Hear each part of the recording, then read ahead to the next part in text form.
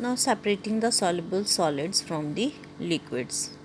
We can separate the common salt dissolved in water by evaporation.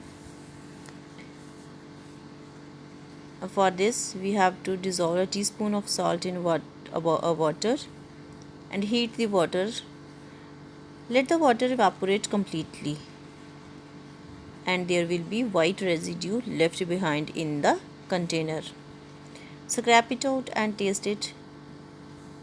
To get back the water that evaporates, hold a cool steel plate above the evaporating dish.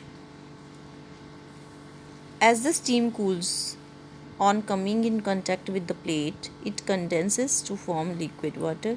You can see drops of water on the plate also. The process of conversion of water vapor into liquid form is known as the condensation. So seawater contains a lot of salt. The salt that we use in our food is mostly obtained by evaporating seawater. Seawater is collected in shallow ponds and allowed to evaporate in the sun. Salt is left behind. The next method is distillation. It is a method of obtaining pure liquid from a solution. The solution is heated so that the liquid evaporates. The vapors are then cooled and they condenses to give the pure liquid. As the water is heated, it evaporates, the water vapor cools and condenses, and the drops of distilled water formed are collected. A special apparatus is used to get distilled water. Water containing dissolved impurities is kept in a flask. An apparatus called the Liebig's condenser is fitted to the flask to cool the water vapor. Cold water is made to flow through the condenser. Next is separating the liquid. We can separate the mixture of two immiscible liquids or two miscible liquids. When we have to separate a mixture of two immiscible liquids are those which don't mix with water. If we take two liquids, they will not mix together. They are known as the immiscible liquids. If we pour oil and water in a funnel or separating funnel and let it stand for some time, we can clearly see the two layers, water at the bottom and oil on the top. Now we have to turn the stopper of the funnel and allow the water to flow out into the beaker placed below the funnel. Stop the flow as soon as the layer of the oil reaches the stopper. The two liquids are thus separated, water being in the beaker and the oil in the separating funnel. Separating funnel is used to separate a mixture of two immiscible liquids. It has a stopper which can be used to drain out the liquid at the bottom. And if we have to separate the miscible liquids, fractional distillation is used. Separation using more than one method. Add water to the sand and salt mixture. The salt dissolved in water, and we can separate the sand from water by filtration. To get the common salt back, evaporate the solution as we have discussed earlier. So we can separate the mixture by using more than one method. The sugar we add to the water is dissolved in water.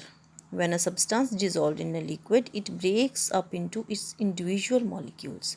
These molecules spread out in between the molecules of the liquid. That's why the water tastes sweet.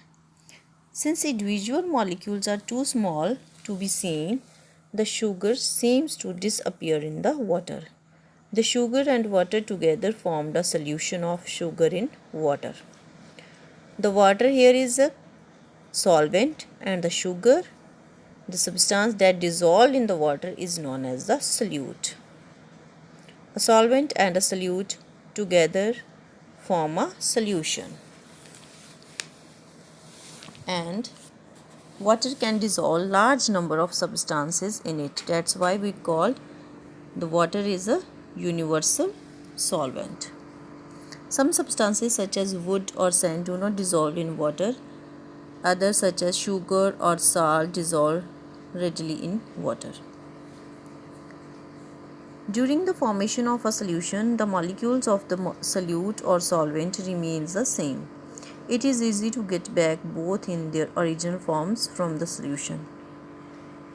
So the solubility of sugar in water increases with an increase in temperature. The solubility of most other substances in water also increases with temperature. Water is important as a solvent. The solubility of gases in water decreases with increase in temperature. Thus, dissolved gases escape from the water when it is heated. This can be easily seen by gently heating water in a pot. You will see small bubbles coming out much before water starts boiling. These are bubbles of air that is dissolved in water. Plants can absorb the nutrients from the soil only if they are soluble in water. Mineral from the roots and food from the leaves are transported to the different parts of the plant in the form of solution in water. So we can say that water is very important as a solvent. It is because of its property of dissolving a large number of substances that water is so essential for life. Our body can't absorb food substances unless they are soluble in water. In the process of digestion, food is reduced to simple substances that are soluble in water. They can then be dissolved in water and absorbed by the body. Several waste materials produced in the body are dissolved in water and exerted. Number of chemical reactions occur inside our body and they all occur in the presence of water.